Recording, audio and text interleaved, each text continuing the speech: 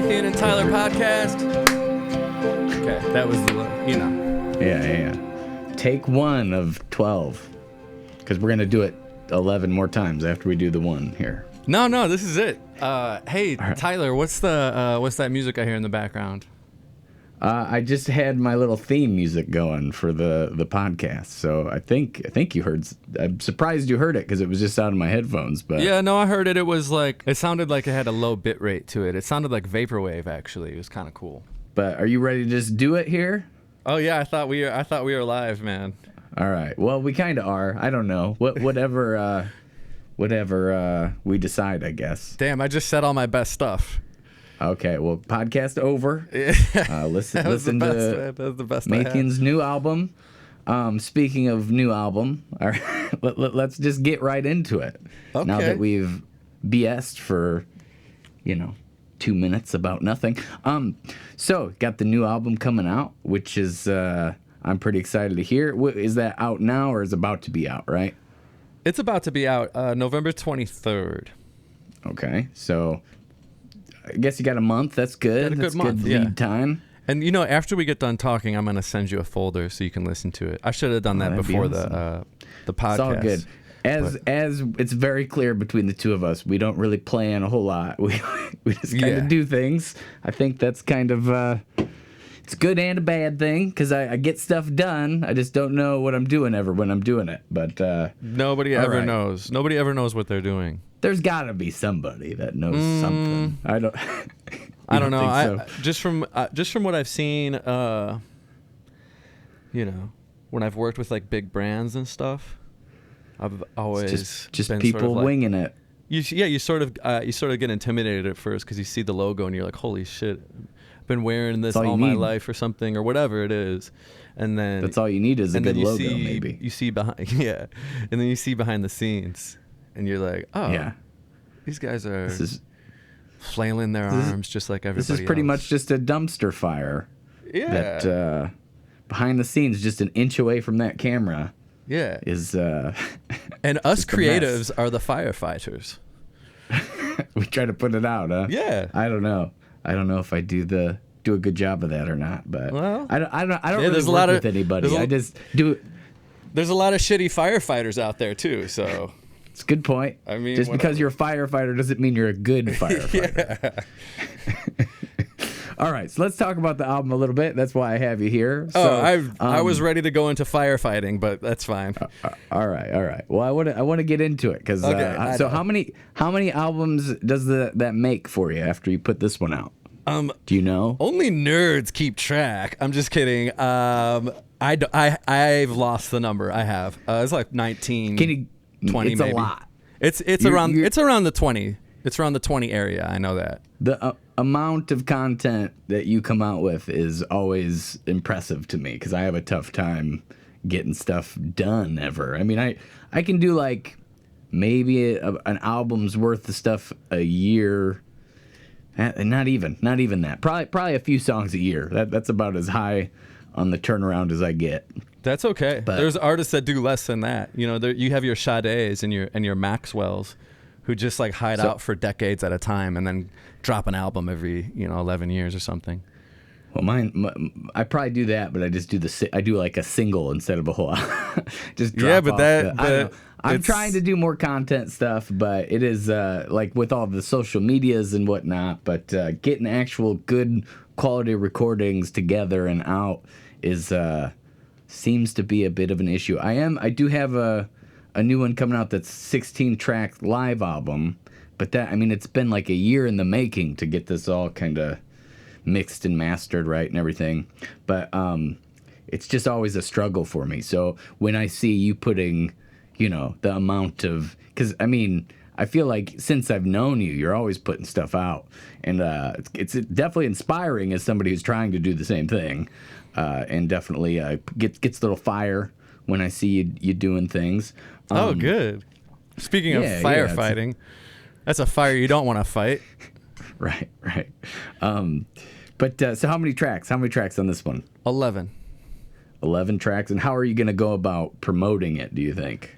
I got these guys. Albums are tough nowadays, I feel like. Yeah, I got these guys putting the album cover, postering it everywhere. I got a crew in Chicago that's gonna put the album cover, which is quite honestly a giant picture of my face. And so my face is gonna be all over like Wicker Park and different areas in Chicago where you see postering being done. And the guy who's helping me with that, his name is Rich Jones. He's a fellow artist, fellow Chicago singer-songwriter, hip-hop artist, amongst other things, activist. He's a really cool, interesting guy. Good friend of mine. And I called him to get some posters put up in Chicago. And he was like, yeah, do you want to do L.A. and New York and Austin as well? Because I got people out there now, too. So we're doing a nationwide campaign for this. And then my label, who I'm putting it out through, they're in Amsterdam. I'm going to see what they can get done on a street level for me out there. It's the first album that I've ever like done a proper rollout for, where I'm putting it out. I mean, it's already finished and it's already like in the little Spotify queues ready to be released. And you've submitted to all the playlists and all the prerequisites to get music out nowadays. You've got the checklist all but checked off. Yeah, and then I'm gonna send it out to any sort of press outlets that I know. I'm gonna do that like probably when we get off the phone here. Right. And still doing a lot of it myself. The help from the label has been amazing, but I still keep my hands on all these projects from the business end and the promotion end because I like it. I think it's fun. I like doing this stuff. Not as much as the music, of course, but I don't know. I get extra stuff. Can be a bit of a headache at times, but the music part is what brings you to the show, I think. Yeah, and I think the music sometimes isn't always as easy as you were pointing out earlier. So it's all it's all crafting and working at stuff. So, but you said there were 11 tracks. 11 tracks. I have it right. And I have it in front of me here. Are you gonna do like a single kind of first, and then? Yeah, I dropped the second single from the album today. It's called Mathien. Okay, so I should have saw that somehow. I feel like no, don't do that social media guilt trip on yourself. Well, you're not supposed to see everything. So, what were the first two singles that are out right now that anybody could stream? Well, pretty much all of the singles that I've been dropping are on the record in the last like couple months. My gosh. So like Sage is going on the album. Artichoke is going on the album. Was Artichoke the one that you did an acoustic live version of? Yeah. Mm-hmm. Yeah, I saw that. I enjoyed that. I thought that was very good. Thanks, man. That was we also shot a proper like official music video to the studio version. And we shot it in that same Airbnb in Milwaukee. We stayed at an Airbnb in Milwaukee to shoot those videos. And then you were like, "Oh, we got some nice cameras here. Let's just do a live take." Is that how it was? It was Stephen Bertie's idea. Stephen Bertelon, the guy who shot the videos. He was the one that was like, "Let's do a live thing too." So I didn't want to try and just like juice him for extra work, But he's excited about working. Just like me. So. Well, that's what you want. You definitely want people that are excited about doing stuff. Yeah. Yeah, you meet both kinds. You meet the people who are not excited and then the people who are. And yeah, you got to avoid the non-excited people. Well, but sometimes I think they're a little fewer and far between, I think. Sometimes too much excitement can be a little weird too, though, right? Can derail you almost in a way, I think. Yeah, I've definitely had some musicians I've played with at certain times where they might have been a little extra excitable, and it seems like that wouldn't be a good thing for like the performing part at times because you get some tempos going, an extra 10 clicks fast, it's hard to. You need that laid back kind of chill energy sometimes. Yeah. I mean, when I first started performing, I think we played all our songs super fast because we just didn't give a shit, and we were just Super excited, especially when a lot of people would show up to a gig and make a lot of noise. Oh man, you gotta play as fast as you can at that point. I still struggle with that, I think. But at least I think now the only difference is I'm aware of it, which, you know, is a double-edged sword where it's like, okay, I know that I do this. I got to focus on not. So then, it takes a little mental CPU to kind of focus on, all right, calm down. Whereas, before, maybe I would just be in the moment. Yeah, the tempos would be fast, but I'd be more like not trying to tame it in a way. Yeah. If that makes sense. The guy who plays drums for me live, his name's Greg Fundis, and he's created a space for myself on stage and other guys in my band where I don't even think about tempo anymore because I know that he's got it. And that's nice. He's got it, like, for real. I don't know. I've never even asked him how he does it. I don't know if he's got one of those wristwatches that vibrates or something. I've wanted to get one of those for so long, but they're just a little too expensive for me to pull the trigger on. How much are they? Probably like $200 and some bucks, I think. I've seen some cheaper, but it's like, do you want to go cheaper if you're trying to get something that's nice? Also, what if it doesn't work and now you spent $200? Yeah, well, I mean, that's anything though, right? But yeah, that's what I would worry about. I just, and it might be something that I would buy and then I'd wear like twice because I'd be all excited about it and then I probably would never wear it again. There's a good chance that would happen.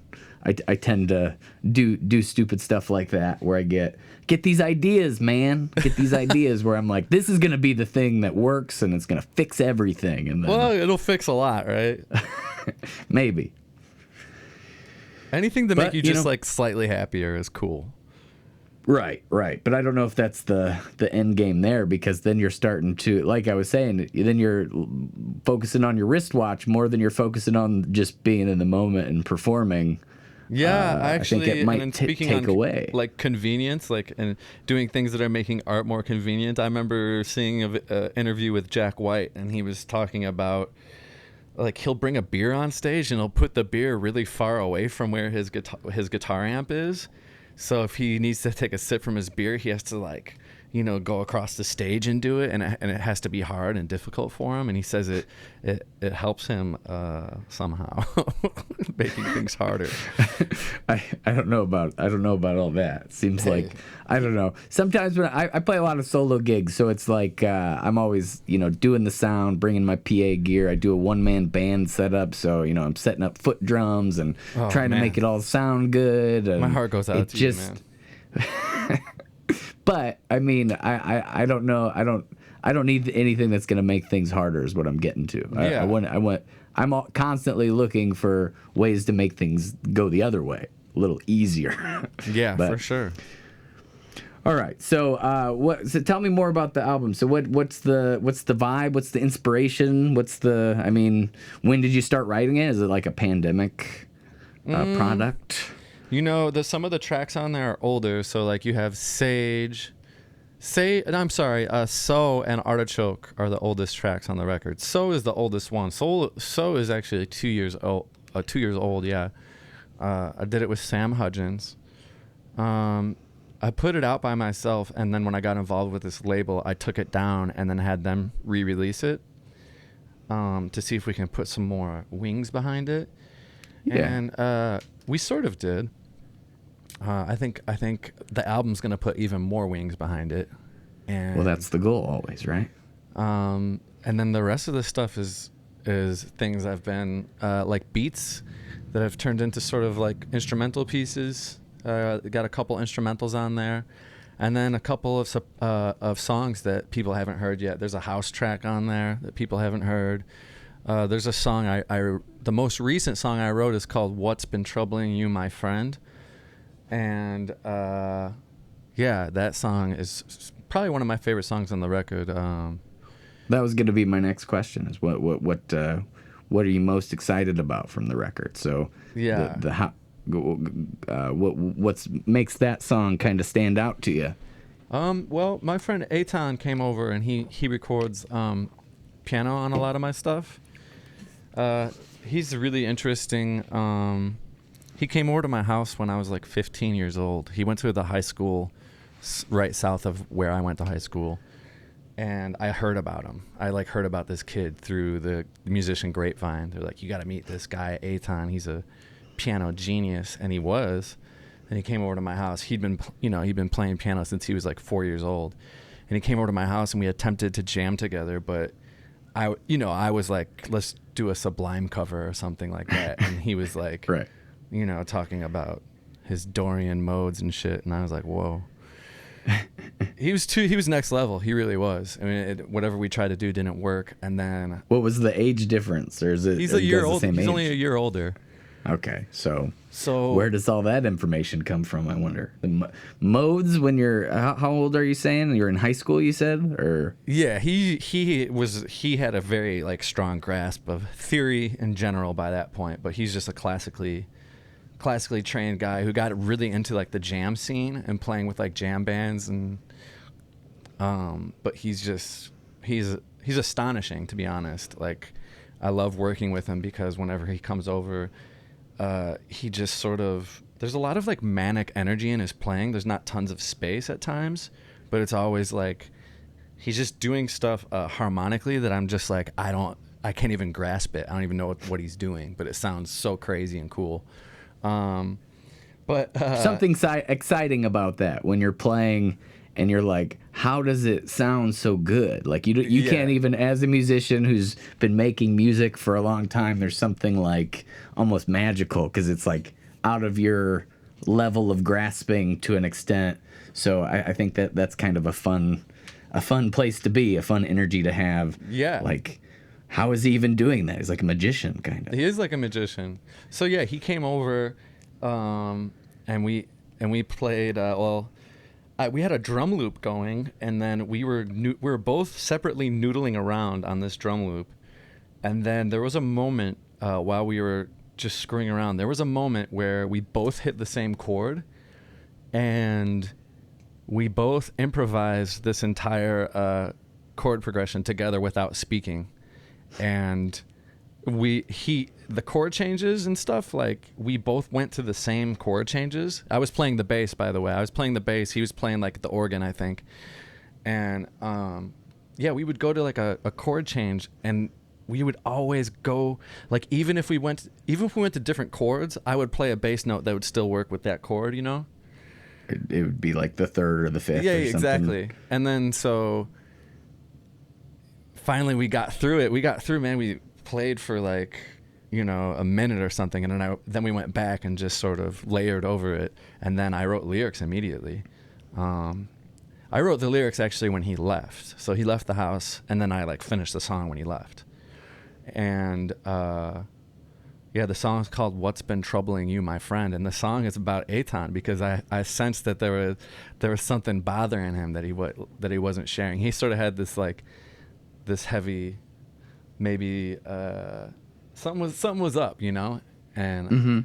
I didn't want to be. It's almost rude to ask somebody like what's going on, like, because maybe they don't want to share it with you or something. So yeah, I wrote the song. So you're really like, I'll just write a song about it instead of ask him what's up. So it's this super personal song, but it's just in general just about the sort of compassion and empathy I feel for my friends. I'm a carer.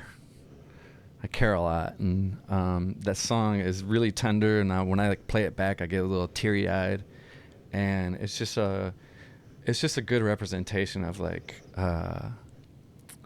maybe the more like sensitive side of myself that I don't want to reveal as much. Do you find that, since it's more of you said it's your most recent song, right? Yeah. Do you find that makes there a little bit more of a connection to it, maybe? Yeah, because it's still fresh. I think that's definitely true, but I also think I struck a chord in myself that where it's like, no pun intended, right? Yeah, where it's I struck a chord where I really feel like this song is overall a good representation of how I feel inside, and I think it'll be that way for years to come. Yeah, I'll look back on this song and be like, yeah, it's a special song. You feel expressed. Maybe. I feel expressed. 'Cause that's the whole point. That's the whole point of it, right? The whole point of music a lot of times is to get, that expression out, no matter what kind of feeling or attitude it is. But when you do like a nice job and say what you're trying to say and kind of put it all together in a nice, like, compact way into a song, it does feel really good to, hit it just right. So yeah. Well, that's awesome. I'm excited to hear that one. What was the title of that one? House? What song or what was it? What was the? Oh, the House song is a different one. I'm sorry, I got confused. What's the one you're talking about? It's called "What's Been Troubling You, My Friend." What's been troubling you? Okay, that should have been straightforward, but. What's been troubling you, my friend? I love it. Yeah, when I sang that lyric, I was like, oh, it's a great song title because it's just a question, and it's something that. Does the question get answered in the song? No, the whole just lots of questions. The whole song is the question. Yeah. I gotcha. Very cool. So, did you do a lot of home studio producing for this, or did you go to an actual studio? I mean, you pretty much have the means to have everything done at your house, essentially, we recorded, right? Okay, let me look at this. Yeah, we recorded a lot of piano tracks at Peter's studio. Peter opened up a studio. Nice. On Milwaukee Avenue, and we did a lot of piano tracks there. The ones for Artichoke, Sage. A lot of the instrumental parts, or a lot of like the horn parts and stuff, are all recorded in Amsterdam. Oh, that's interesting. It's different. Yeah, because my horn guys, a lot of them are out there. Do that remotely? What do you say? So I'm sorry. You just do that remotely then? You send them the tracks and they just kind of record their parts in the studio over there and send it back to you to get mixed. And then some of their cohorts have moved to Chicago as well. So I sometimes just drive up to my friend Noe's house. My friend Ari lives up in Uptown. I'll go up there and he'll record trumpet. Ari's also a really great producer, beat maker. Some of the songs I just like did on my own in the studio, where I didn't really collab with people. That's like the house track, and there's this other track called Easy Lay, which is about being a pushover.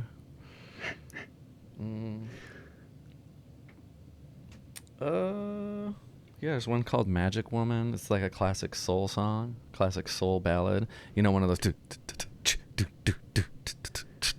one of those kind of. Nice. Yeah. Awesome.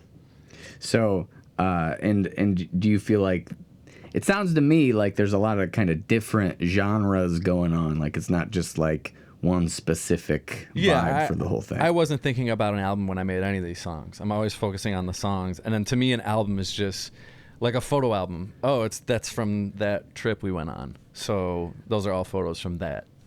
So I definitely feel that way as well. I think a lot of people keep the album in mind when they first start recording it, but I just want to get the best out of the song. I feel like I think that's the move. Whatever that song is. Well, now too with singles and everything, I don't know that people really even. Some people do, but most of the time, they're listening to whatever their favorite tracks are from the album. So you just want those tracks to be the best they possibly can, and not like force them to fit in some sort of box or have to write different songs. You just want to put the best thing out. I don't even think like sequencing, put what order to put the tracks in. I'm not sure how much that even matters now. Because everything's, and I used to find ways to like when I would make a record, I would record the songs and then figure out ways to interconnect each song so there's no gaps, like a Pink Floyd record, but like I do that live more than I do that on albums. Like I'm always trying to figure out a way, because I don't like talking, so I just I don't play either 10 songs in a row. Let's talk about that. Talking sucks when you're playing live. Well, yeah, playing live and talking. I mean, this kind of conversation I'm into for sure, because it's a one-on-one. We're kind of just talking shop. I get into that sort of stuff. But and it's not always. I mean, sometimes I feel like I say all the right things and it just works out great. And then sometimes I feel like I just don't even want to talk, or when I do, it's like none of the words come out right, and it just doesn't have a good reaction from the crowd. And I got some of that. I got a hack for you. Yeah, go for it. I always need these. I did this at my show at Golden Dagger because I feel the same way. Like, I get all the songs down, I get all the music parts down like perfectly, and then when I play, then I'm like, oh shit, I gotta say stuff in between. I don't have to, but I should say something in between the songs, at least a few times. Not every time, but a few times. Talk about the merch booth, of course, and tell people you're really glad they're there. And yeah, I get awkward at that part. I love the singing part. I can do that whole thing, of course. But what I did at Golden Daggers, I just wrote down what I was going to say in between on the set list. Like, I didn't write a fucking paragraph or anything like that, but I wrote, tell the I had a LL Cool J story I wanted to tell everybody, and I wrote that on there. And that like really helped me a lot. Just having some stuff in your back pocket that you could just kind of glance down and be like, oh yeah, I should say that now. Yeah. Right. So I do think that there is, well, I don't ever write out set lists because a lot of times I'm doing like 3-4 hour sets. So it's like not a very defined, it's like whatever I feel like doing kind of. Dang. So that probably makes it a little bit tougher to do what you're saying. Yeah. Since I don't even have a set list. But then also, I don't know, I think over the years I've developed a few little things that like are my go-tos. I think there's something you can kind of take away from like stand-up comedians.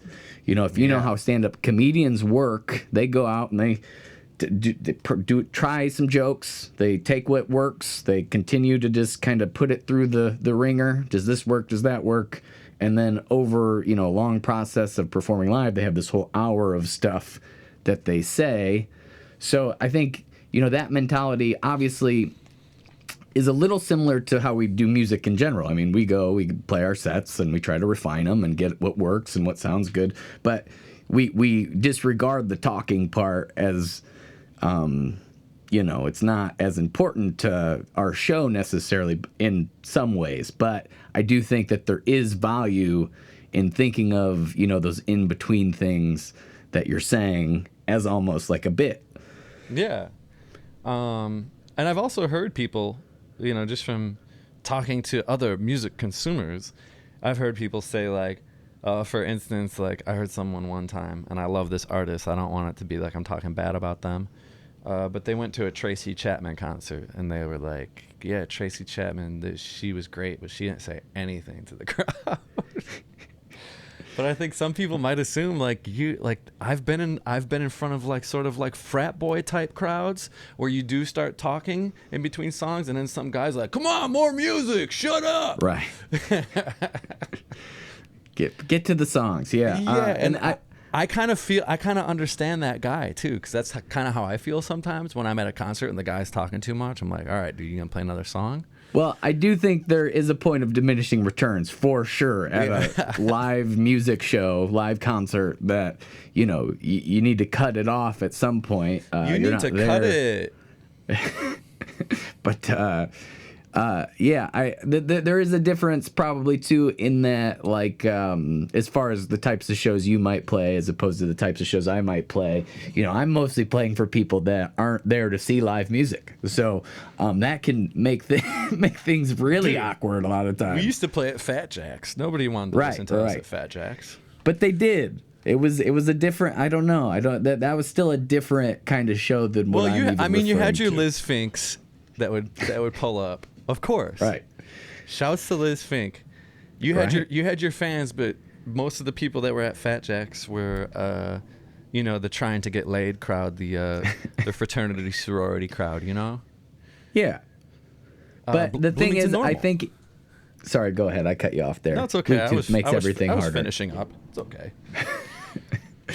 All right. So what I was going to say is I do think having, 25 people that are there and excited to see you that are dancing will greatly in kind of influence the rest of the crowd as to how much they're enjoying, even if they weren't there to see the music. I think that might be some of the problems that I have sometimes is like, I play in some brewery in some small town and people didn't even know there was live music, and I don't have a following in the area, but I'm the entertainment, and then so I got the manager's coming by and telling you to turn down.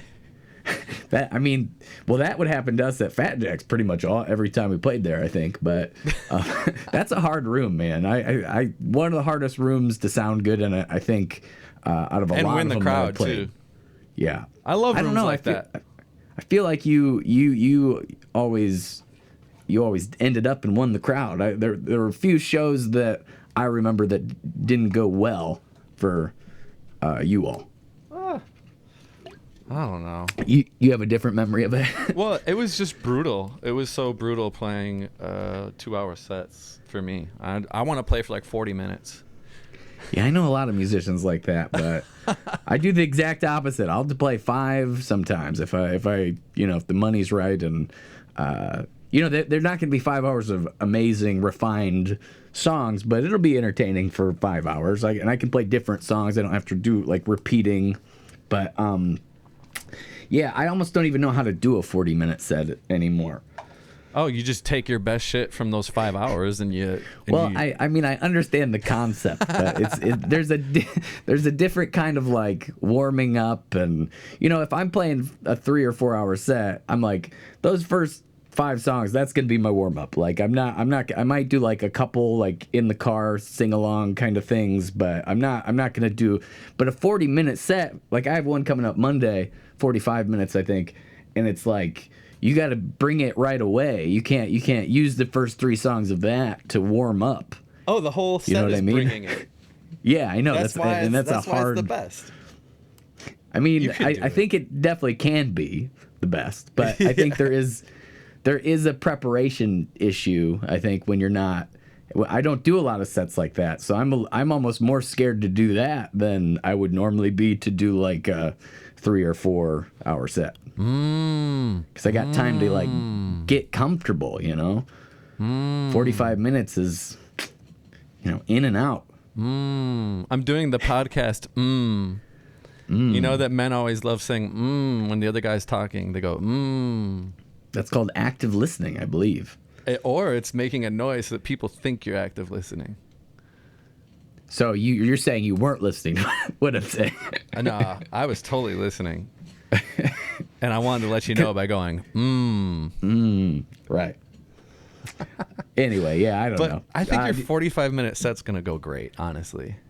Well, the amount of great to somebody watching and then my what I think is great are 2 different things. So, I mean, it'll probably be fine. I'm not I don't think it'll be bad in any way. I'm just more anxious about that than I am about, any other show that's 3 or 4 hours.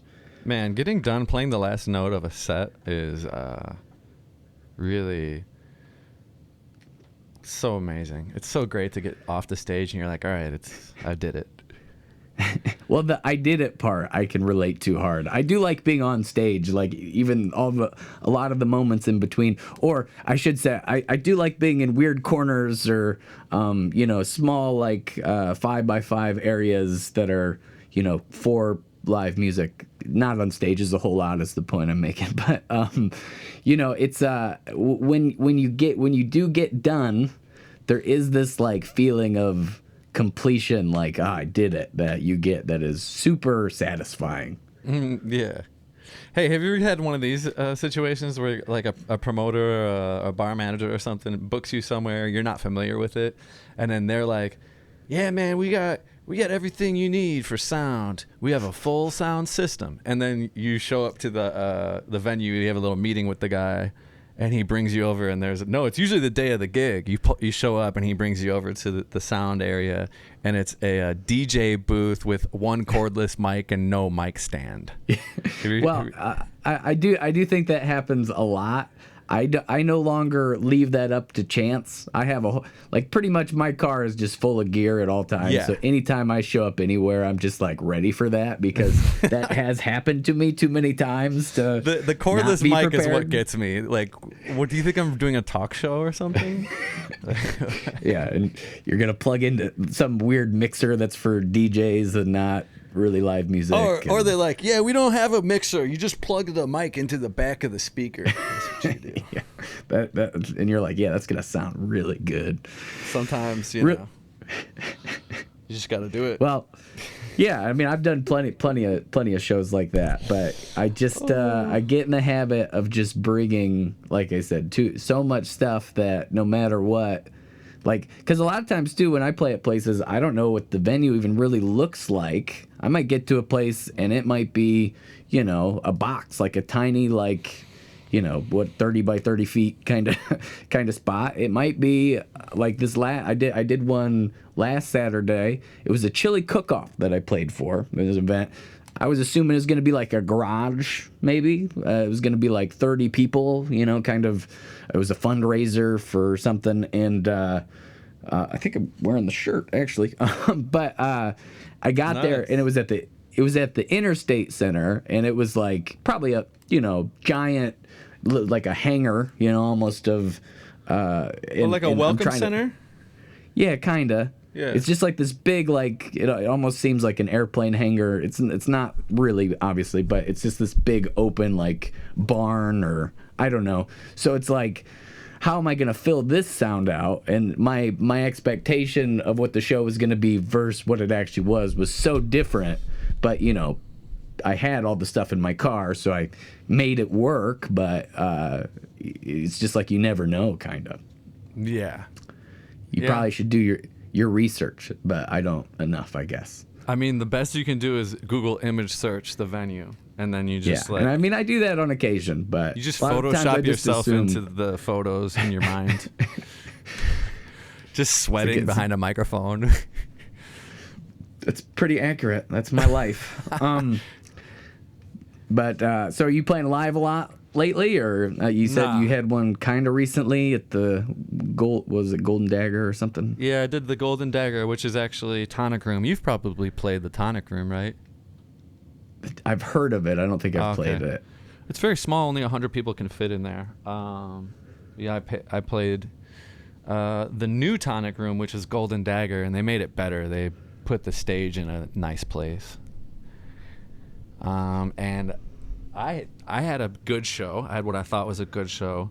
My friend Max captured a lot of it on video, and he's got a great mic on his camera because the sound we were supposed to get a whole 16-track soundboard recording, and then the guy didn't happen though. The guy gave me the thumb drive. He's like, "Here it is, man," and then I didn't open it up till a couple days ago, and it was just 2 WAV files on there. Okay. Well, that exact thing is what happened for this live album I'm putting out. Oh, really? I was expecting like a multi, band or whatever. Yeah. Lots of WAV files, and it was just a one singular WAV file.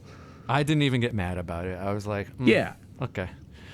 I guess I'm not doing that anymore. I'm not mixing it. But whatever, the camera audio is like nice and crispy. So that's awesome. And then also I watched the footage that he captured.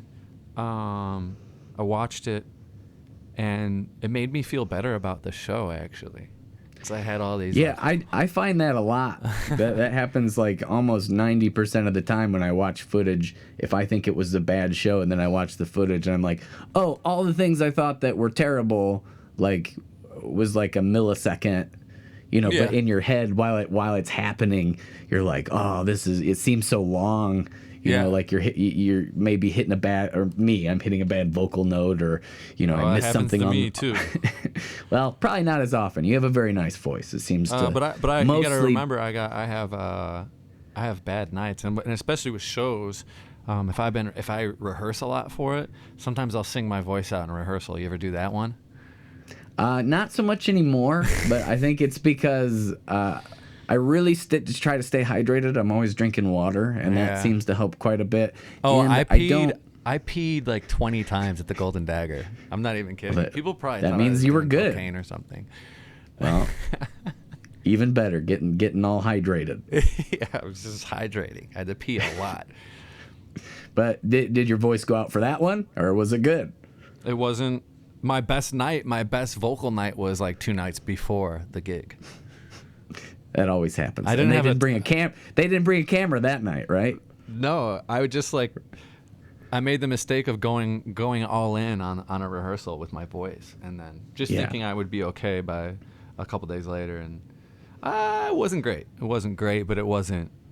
After watching the footage, I was like, oh, I thought I sang like terribly, and I watched the footage, and I was you know, sound a little pitchy at some parts. It's a live show. I guess that happens. Yeah, but it was remarkably better than what you had built up in your head, probably. Oh yeah. Mm-hmm. And that's also you know, is the same as when you hit that last chord of a show, like you were saying, to get that satisfying feeling. I do feel like sometimes when you watch the footage, you get that like, oh, things aren't that bad. Whew, you get like a nice relief sometimes that you're not the worst musician ever walking among people, because I get that feeling sometimes, but where I think I'm just like terrible, and then I'll watch a video and be like, okay, not that bad, not that terrible. Hey, who's that cool cowboy up there with the guitar? Very, very cool cowboy. Hey, that's my exact go for it. Hey Tyler, do you play that stand-up bass that's over there? It's a cello, but I've used it to do some recording, but nothing major. Are you getting somewhat like proficient on it just from playing it? I mean, the cello, I don't know. It's like the cello, I can play along with people. You know, I kind of just treat it like the bass. You know, I follow the root, and I can kind of play along with people. Maybe get some thirds in there, some fifths once in a while. But do you tune it? Go do ahead. You tune it like? I'm sorry. Do you tune it like a bass, or you keep it cello proper? I usually keep it as a cello. Yeah.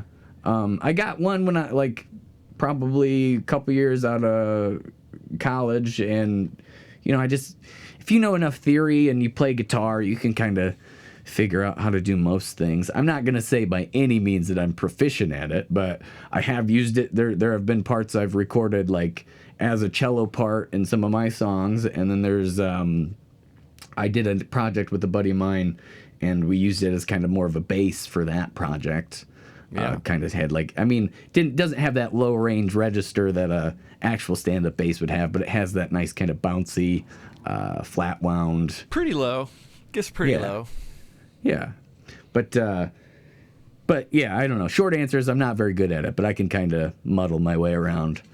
My friend Evan, who plays the bass guitar, he played the bass guitar for the gig at Golden Dagger. He told me he recently played a gig and his whole like bass rig went out, or something happened with his bass where he couldn't play it anymore, and his guitar player in his band had an extra guitar, and he just ran the guitar through an octave pedal and then played guitar. There like you go. You got to be that way. But I was like, it sounded awesome, didn't it? And he was like, yeah, it sounded good. It was just like a different thing, kind of. But it's almost more original sometimes when your stuff breaks and you just have to make sense of what you have, and it's just like a different animal almost. And sometimes you can find some really unique sounds and interesting things to do that maybe you wouldn't, because you're kind of, sometimes I get locked in a musical box where it's just like I do a lot of the same things that I'm good at over and over and over again. But when you put yourself in a situation like that, you're forced to like look at things maybe a little differently, and I think that you can have some cool results. It could also go horribly wrong though. On that note, are you familiar with Jake Willis? Yeah, Of course. He's amazing. I mean, anybody who plays music around the Bloomington Normal area should know who Jake Willis is. I believe Jake Willis is from the Peoria area, but he's been around for a while.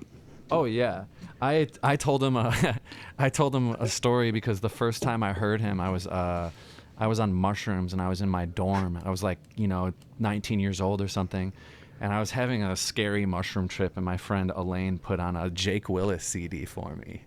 And he goes, "That sounds terrifying."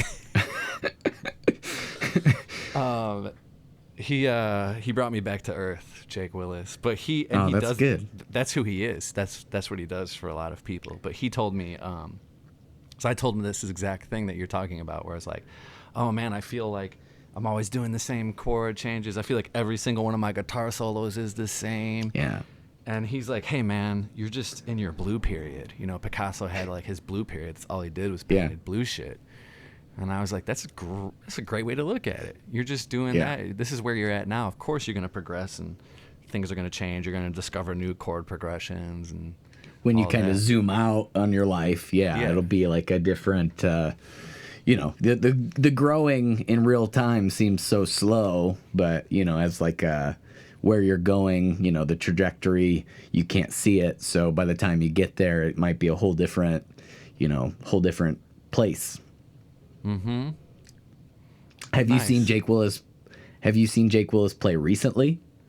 I haven't. He's seen me though. He's come to my gigs. That's awesome. I haven't reciprocated.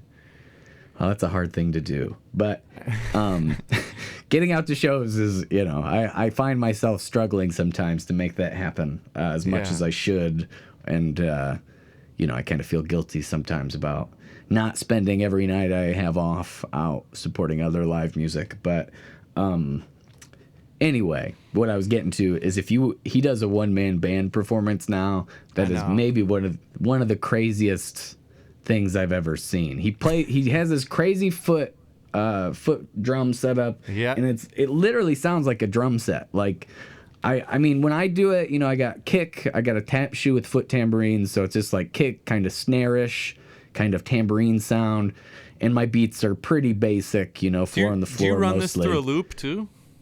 No, I don't do that. I've done the looping stuff once in a while, but it's just like there's so much setup that for each song. Feel like too. It's like as an audience person, as somebody watching, I feel like can be kind of boring. I mean, I think that it's cool to an extent. I mean, if you're setting up like 3 out of every 10, 15 songs you're doing, I think that that's cool because it's something different and it kind of changes. But if you're doing the whole set where you're setting every song up, it just gets to be too much to watch if a song takes 2 minutes to set up and then 3 minutes to play, it's 5 minutes and 2 minutes of it wasn't even really the song. So it kind of takes a little bit of the oomph out of it. Yeah, you're doing every song is like a 12-inch disco version where you play the instrumental first and then you get the vocals in there afterwards. But and also too with that, if you're like an amazing musician, you probably don't have this problem. But with me, I'll hit like just one thing a little off rhythm or something, and then that's your loop now, or you have to start over. So you either have to just eat it and live with it, and it bug you every time it comes back up in the loop. You can't, or you start it over. Yeah, well, that's essentially what I'm getting at. Is like that's why I don't do the looping, is because a lot of times that would happen and it would just drive me nuts. I either had to make the choice, but you're trying to entertain people, so you're keeping that in mind too. You don't want to have to start a song over while 10, 20 people are staring at you. Not that making a mistake is definitely fine. You can do that one. You don't want to be doing that a lot though. I tied my shoe at the gig at Golden Dagger. I took an audience poll first, though, to make sure. Whether you should? Yeah, I was like, do you want me to be dangerous and just not tie my shoe? We'll keep on playing music. And I did like whoever's loudest, they win. And then the crowd overwhelmingly told me to tie my shoes. And then they didn't want you to get hurt. Yeah, they didn't want to see something like that. They didn't want Mathien to have the some kind of viral moment that's also embarrassing. Well, maybe that's what you need. Maybe you need the viral moment. Well, my band played polka music while I did it. Well, that's fun. That makes it more entertaining for sure. But it was a long 8 seconds in my life. Well, that's what we're talking about earlier with the when you're singing and you make one of those micro mistakes where you can get really caught up in it, but it's like a millisecond of time. Stage time is just a different reference, I think. They're watching. I know that much. They're watching you. Yeah. How do you deal with when people get their cameras out and film you? Are you good with that? Yeah, I like it because I like going home, laying down in bed and pulling out the Instagram and seeing who mentioned me and seeing if they caught any good footage that I can post on my story. And if it's bad, then I don't post it. Yeah, well, that's probably a good method. I just mean like... Oh. So you were saying like people were, everybody's watching. Do you get that same kind of sense? Like, because at a normal live show, if people don't have their phones out and they're just kind of enjoying the music, there's no phones in your face.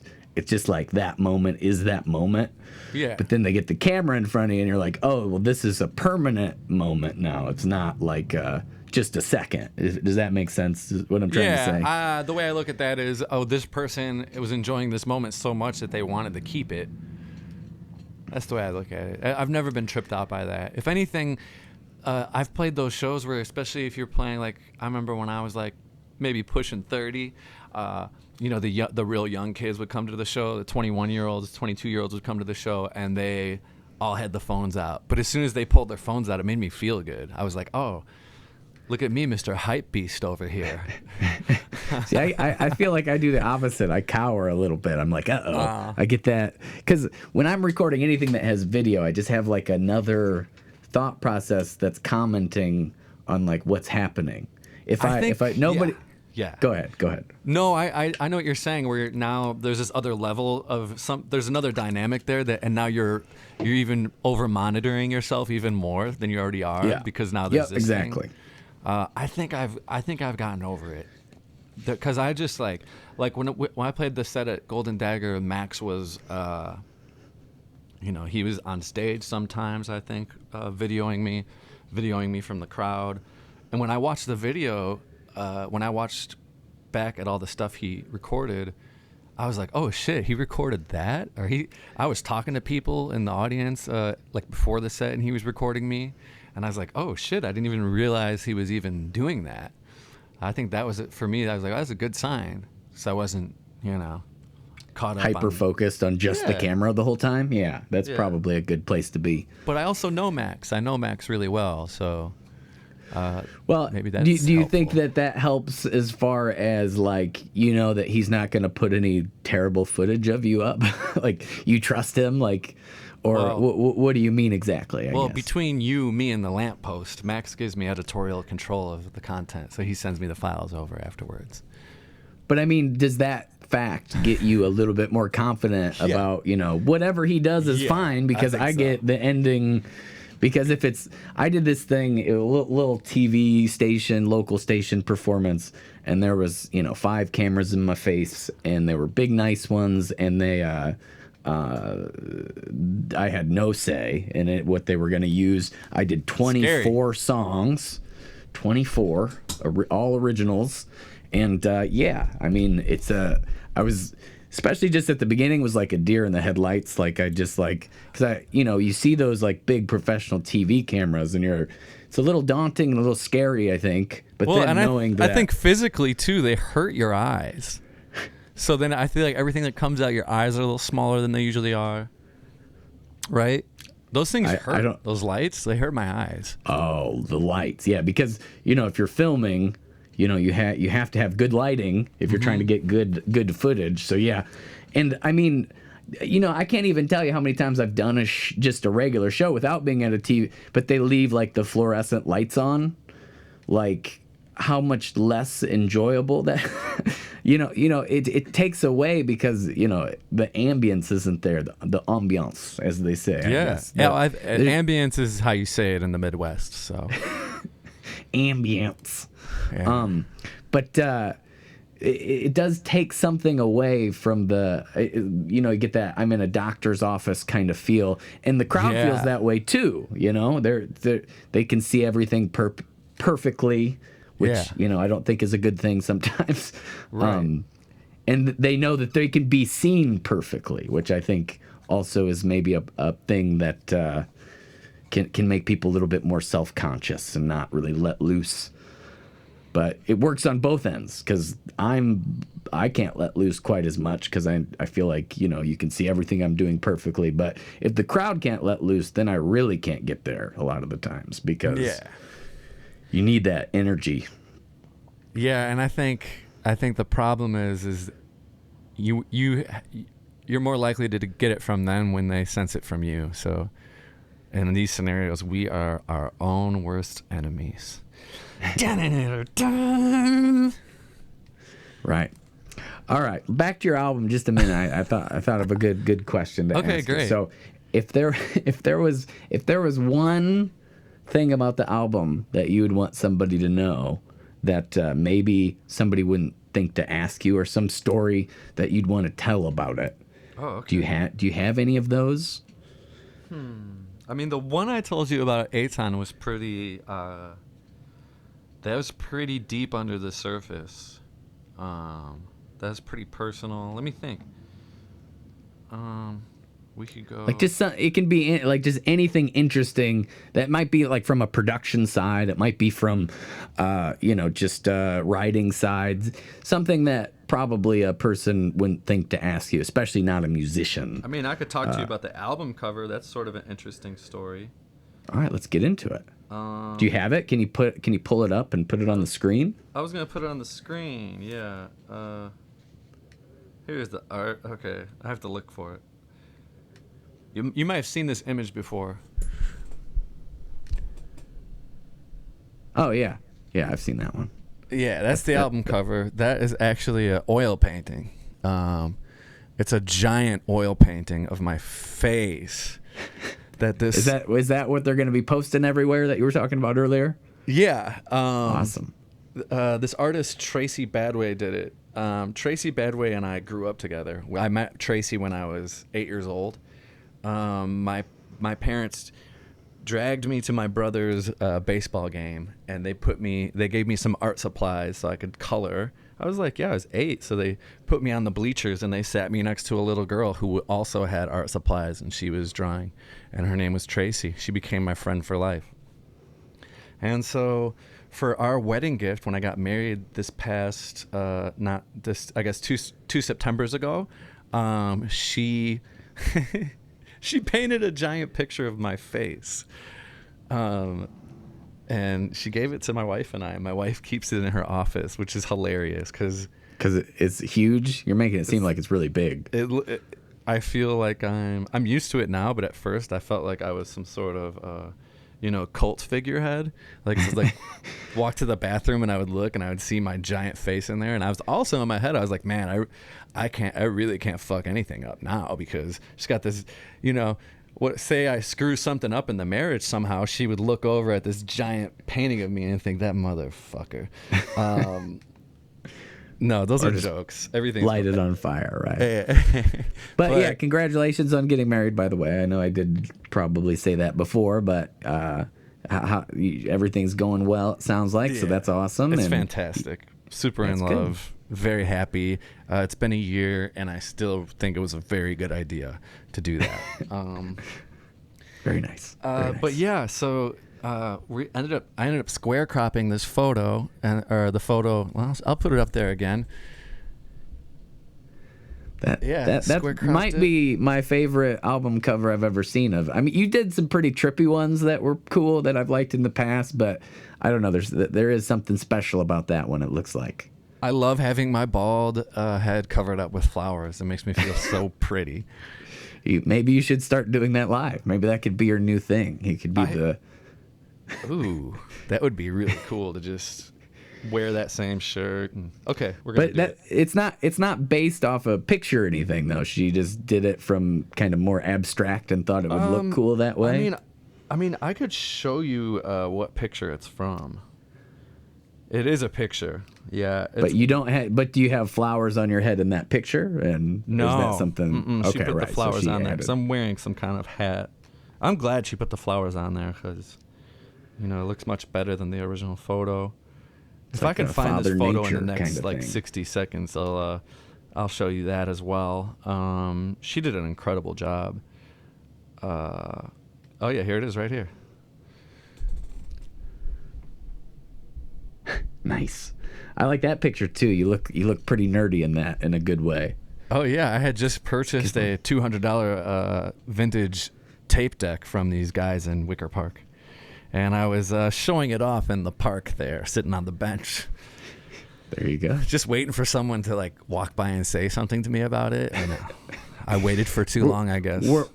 Were you playing while you were sitting there, or was that a keyboard I saw, or was that a tape? Was that what you're talking about? That's an old tape deck. Oh, you actually have it in the? I think so. Well, I don't know where it is. In the Mathien studio.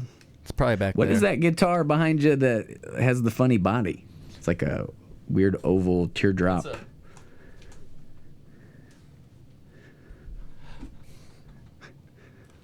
Thanks for asking about that, Tyler. It's a sitar. Oh, wow. It's just plays like a guitar, but it's called a baby sitar.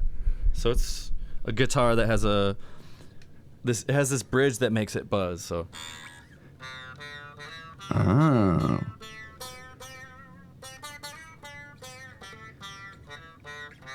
You can tell it's super in tune. Well, isn't this actual sitar kind of like doesn't need to be in perfect tune because you bend the notes with your finger, kind of? I don't know. You've never played the actual sitar? No, I would probably assert that it should be perfectly in tune because of the. Well, I think the what do you call those strings that vibrate even when you don't play them? The sympathetic strings. You don't want them going all over the place. Well, if it's not in tune, you probably wouldn't have that problem, right? They would be vibrating more if it was in tune, right?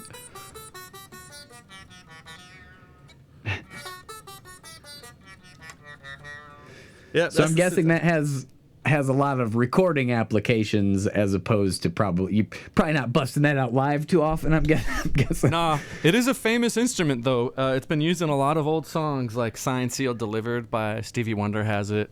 The guitar solo to "Do It Again" by Steely Dan has one. Didn't I Blow Your Mind This Time by the Delphonics? Lenny Kravitz. I thought you were just asking me if you blew my mind with the instrument. You kind of did a little bit. I've never seen one of those before. You can keep listing. I don't mean to interrupt. Yeah, Lenny Kravitz, It Ain't Over Till It's Over has a baby sitar solo. And the last one I'm going to say is a song you may not have heard before. It's by a group called Soul Live, Soul Live. They have a song which is a cover of an Ani DeFranco song called "Joyful Girl," and the guest vocalist is none other but Dave Matthews of the Dave Matthews Band. And I have played this song for people who are hardcore Dave Matthews fans, and they never heard it. Yeah. I don't think I've ever heard of that, dude. You're a Dave fan, correct? Yeah, definitely. Yeah. I'm gonna send it over after we get off the phone. Yeah, here. That sounds awesome. And we'll put a link to it maybe in the comments in case Dave Matthews needs a few more views on things. Yeah, let's help him out. Yeah. But anyway, yeah, it's a pretty cool. Did you use that on the album at all? That baby sitar? Yes, it's on this song called "Easy Lay," which I wrote about being a pushover. Well, it's about not being a pushover. It's about maybe being a former pushover. So just a quick solo or like the whole thing? There's a melody at the end of each chorus that it plays, and I doubled it with a synthesizer. It's like a very memorable melodic hook that is just an instrumental melody. Yeah. Well, I'm excited to hear it now that you say that, and I've seen you play it, and I don't think I've ever been around an actual sitar before either, but that seems much more as a guitar player, much more doable. Like I could wrap my head around playing that quite a bit easier than a sitar, because they have a lot of frets and strings are weird. Yeah, I played a sitar one time. You'd be surprised. I think you can, like any other stringed instrument, it'd be like fucking around with a mandolin or something where you're like, oh, it's different, but I'm figuring it out. Mandolin's so clear. Anything with frets is just like so clear cut, but. And I know they kind of have the frets, but aren't you bending the string? Like you're pushing it down to get the note, which is weird. The mandolin, you can pick up the mandolin in maybe 9 or 10 months. The sitar, allegedly, takes 7 lifetimes to master. So 7 lifetimes, wow. Yeah, I don't got that kind of time. So. That you know of. Maybe you do. We don't really know for sure. Maybe the next life will be the one that you start mandolin right from birth, and 7 more lifetimes after that you'll be a master. Maybe I'm on my 7th lifetime and I could really just pick up the sitar and crush it, but I don't think so. You're just like not this time. Yeah, practice those other 6 lives, but I got my Steely Dan baby sitar. I don't need anything else. Yeah. So that's what it's called, a Steely Dan baby sitar? No, it's just a baby sitar. That's what you're calling it. Yeah.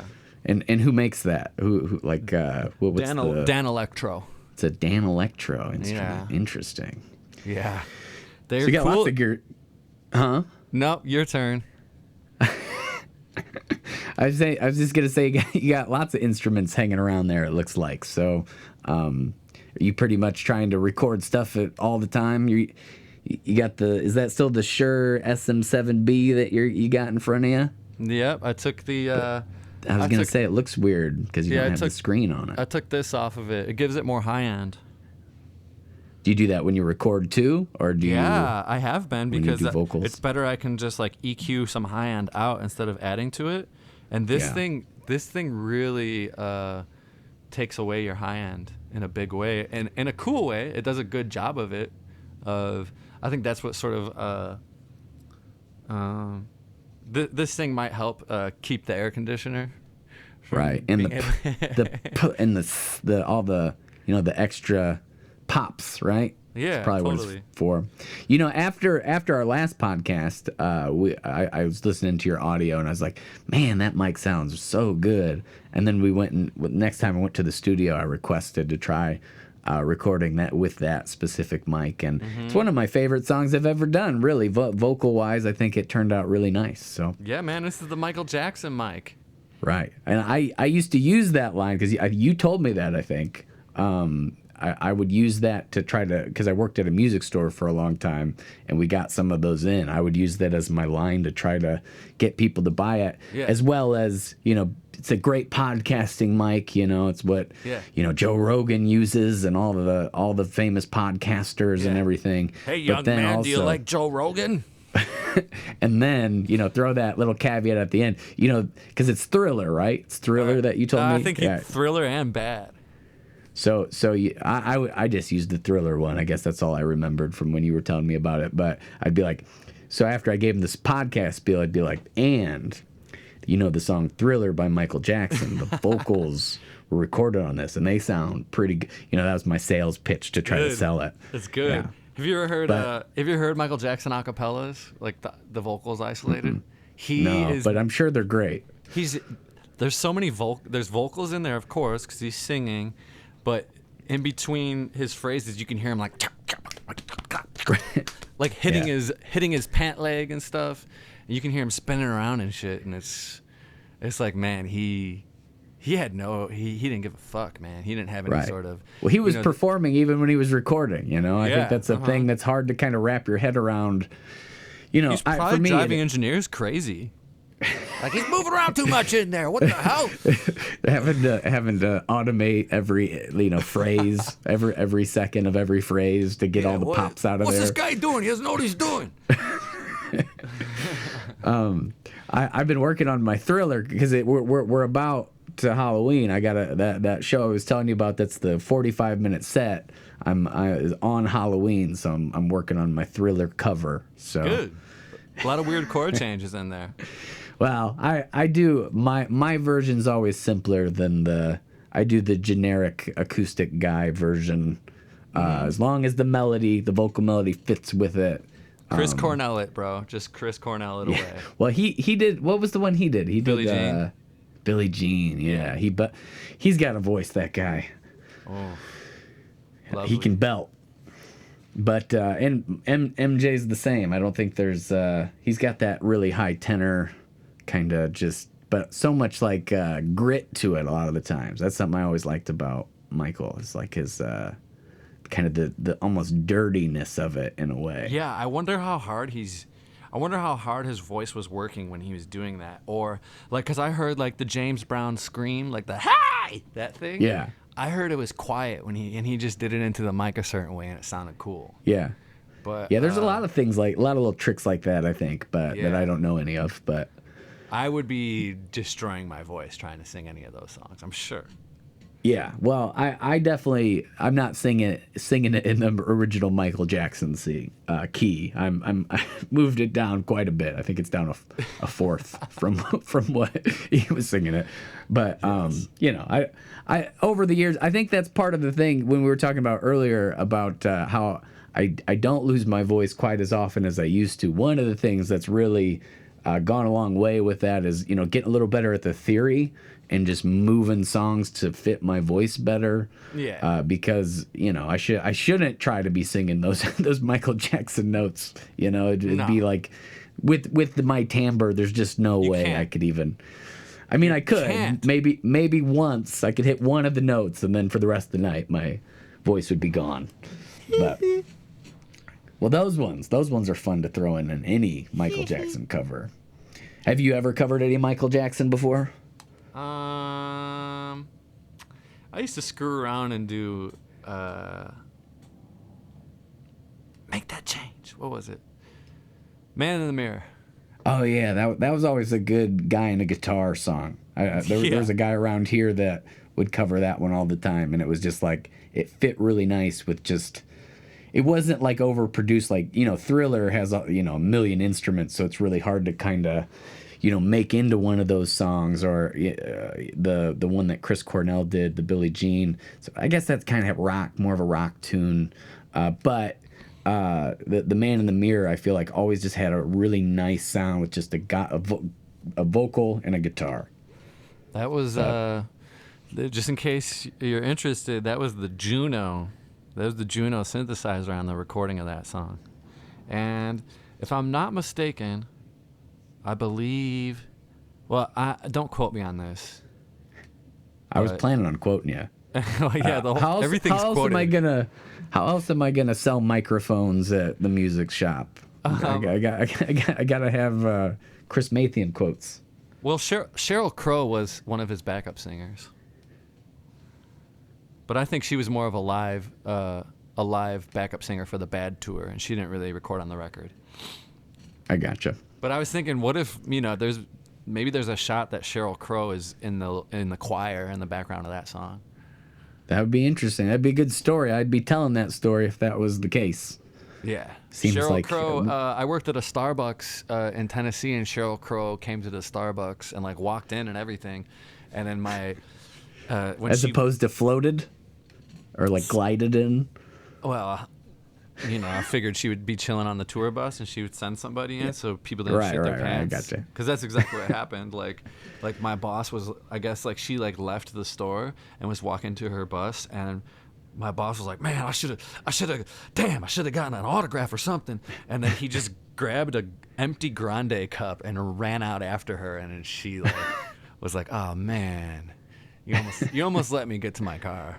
And he's almost. Yeah, "Can you sign this?" And she signed this grande cup for him half-heartedly and gave it back to him. Well, yeah, I mean, she's just trying to get a cup of coffee. But that's kind of the price of being that famous, I think. I think that if you're going to be that famous, you got to be okay with dealing with that kind of thing.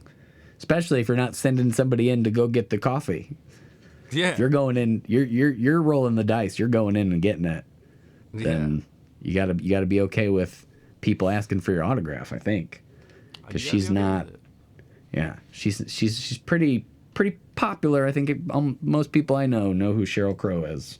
I love Sheryl Crow. I really love her music. I like her album cuts. I know most of her Tuesday Night Music Club. It was a great record. Can't say that I know a ton of her songs, but I think she's a good singer for sure. I mean, good singer, good songwriter.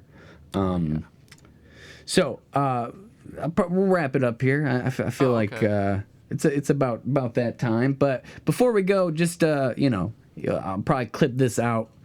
But I always find that with something new that you're putting out, it's good to have a little bit of a story to go along with it. It gets people more interested in what you're putting out. So I guess my question is, if you had to sum this album up in some story or some, what are you trying to say with it? What do you, it doesn't have to be anything. I'm just saying, is there anything that you would use to in summation, kind of, tell me about it? What would tell you about the record? Well, I guess you're just going to have to find out on November 23rd when I drop it. You know what? It just, this record encompasses everything about who I am. I've been meaning to put out a record that is just called Mathien in the past. And I almost did it with Unique Man, and then I almost didn't do it again. Or I almost didn't try to almost do it again. And, that was confusing. You didn't try to almost do it again. But this record, for whatever I did, whatever these 11 songs said to me, made it so I couldn't name it anything except for Mathien. I couldn't. So that's That's the title, is Mathien. Yeah, there's no album name per se. I searched far and wide to try and name this record, but Mathien was the only name that came to me. So maybe this is my definitive album. Maybe that. This is the one that really describes you as a person, and gets you all the feels and everything. The good news is I could keep on releasing records that don't have titles, and just because Peter Gabriel did it, Seal did it, I'm sure other people did, but you can do it again. You can release a self-titled album twice. Because you had one called Mathien already, right? Nope. I thought you had one. I thought the first one. What was the first one? The first one that you recorded at Pressure Point. Hello Again. The first big Hello Again. Okay. Yeah. So that was a track title from that album. Yeah. I don't know. It was that a one lyric from your the album. I hated that record. Well, that one has your picture on the front too, right? Yeah. I gotta say, I think I like this album art a little bit better than that album art. Oh, nobody likes that album cover. And that album cover was taken by a very famous photographer, and he pulled up. I mean, this guy shot Prince. I think he was Prince's personal photographer at one point. He shot Bruce Springsteen for Rolling Stone. He's done all these huge stars, and then he pulled up in an alley and just dialed it in, like pulled a favor for somebody and took like a couple pictures of me and was like, whatever. I won't say who the guy's name was, but he was a dickhead. Well, that's a definitive fact about him, I guess. Maybe they can figure it out from that. But yeah, so this one you feel like just really defines kind of what you're trying to say as a person, really expressive. Yeah. And anything else you want to say about it before we?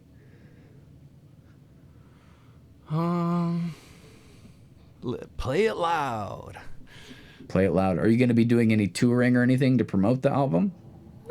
Might play some shows. We're looking at that. If we do a tour, it'll be small. I said doo-doo.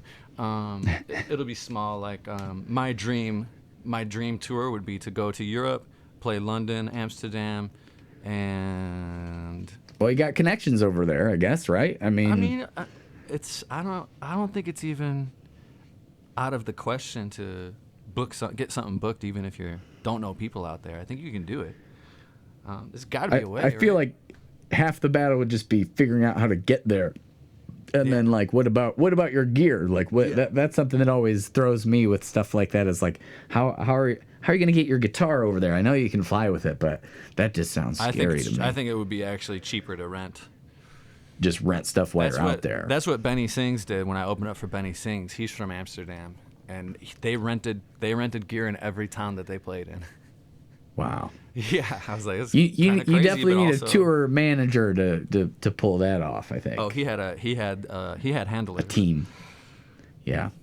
Need a team. It's hard to do stuff like that by yourself. I suppose you could just buy cheap stuff too while you're out there if you had like because I mean, if you think about, so you need a guitar, you need an amp. What else do you need? Pedal board maybe. You need a DJ booth and a cordless mic. Yeah, I mean, if you can make that work, you can probably make anything work, right? So just go out there and roll the dice. But that, I don't know. For me, I have some control issues, I think, ultimately. So hey, I like to. I think you have control solutions. All right, that's what I'm going to start saying now instead of control issues, control solutions. But all right, man. Well, as always, it's a pleasure to talk to you, and I'm looking forward to the album. And as soon as it's out, we'll put some links up in the comments, and we'll get the singles that are already out, which there are 2. Again, those are which ones that are already out? Oh, 3. There's 5 singles out. Oh, 5 out of the 11, so almost half the album. I put the whole damn record out basically already. Well, I think that's how you're supposed to do it nowadays, but you're supposed to give your singles a good push, and then you drop your record, it gives them another good push. And I think I'm putting out another single after the record's released too. So it's just, I have so many singles on this record. It's like Jagged Little Pill by Alanis Morissette. They're just all singles. Yeah. So we'll put some. Maybe I'll get you to throw together a playlist if you don't have one of the new tunes. We'll put it in the comments. There we go. So people can stream throw that that. Dave Matthews Band cover on there. Right, but at the very end, maybe throw that on. so he can get some or more at the beginning. streams. Yeah. Well, that'll be confusing when somebody wants to hear Mathien and then. No, people will be like, "Hey, have you heard this guy Dave Mathien's band? It's pretty good." Well, I look forward to hearing the Dave Mathien band as soon as stop what you're doing. That's pretty much it. You pretty much nailed it. Well, that's going to be the 30-second clip I use for all my social media. Yeah, it's probably 8 seconds. 8-second clip. I think that's better, right? You want the short clips. Do you follow any of that stuff? Are you trying to put stuff out on Instagram a lot and TikTok and YouTube and? Yeah, like all the footage that Max took for this show. I'm turning those into little TikToks and stuff. I have fun with that, but I remember last time you had put some ones up that I thought were really funny, but I haven't seen as many of those from you. Yeah, I was during the pandemic. I was trying to get TikTok famous, and I was like, okay, I'm gonna make a TikTok every single day, and I did it for like 2 days, and I was like, that's fucking a lot of work. I don't know about that. Well, yours were more in depth than like a lot of like production wise were higher value than anybody I knew. I mean, I'd seen ones that were similar quality and. But not from somebody I like actually knew that like put in the time to really edit the videos and I was working for hours on these things, and then they would be like you'd check it and be like 326 views. All right. That's pretty much sums up just what being a musician is in general in this time, I think. I'm gonna go lay down now. Fuck it. Am I being too cynical? Is it bummer, man? No, I'm talking about how I was feeling when I was looking at my thing. I'm the same as you, Tyler. It's easy to get a little down about it sometimes, but there's no roadmap. You're just throwing, like we were saying at the beginning. It's a lot of just like you show up and you hope for the best, and sometimes things are cool, sometimes they're not. I think social media is the same. You ever hear that one Instagram reel, and I think it's like an Indian man is talking, and he's like, if you're having a bad day, fuck it, go home. I haven't, but he sounds applicable. He's got the voice of like a guru or something, so you're thinking he's gonna have this really enlightening thing to say, and he's like, nah, give up. Which sometimes you gotta freaking hang it up and go to bed, Yeah, not look at those views so much. Not keep checking them. Not refreshing the page. Yeah, got to give that stuff up sometimes. But oh, dude, it takes up too much mental. Famous death scroller. I love death scrolling. Right. I'm gonna do that right now, actually. Right. All right. Well, I'll let you get to that. All right. So if anybody's looking to find your music anywhere, probably Spotify. Just tell all your links, all of them that people could check out. Lycos, Excite, Yahoo, Metacrawler. It's all going to be in there. I don't know what any of those words mean, but check out Mathien on Spotify, Apple Music, YouTube. New album coming out November 23rd. Is that what you said? 23rd. It's been advertised as 22nd, but my label is telling me no, it's a day later. Okay. Well, I don't think. By the way, those were vintage search engines that I was listing off earlier. I gotcha. I was waiting for a MySpace, I guess, but you were doing deeper cuts. I'm done. That, so I'm done telling that joke. The new one has more depth to it. So the people that were into computers way before computers. All right. enough of me talking. I appreciate you coming on. We're gonna get this out, promote that album, check out the Chris Mathien self-titled Mathien album coming out November 23rd. And thank you, Tyler. Yep. I will talk to you next time. You have Peace, a good one. Man. All right. Just took bye. my thumb off. See you later.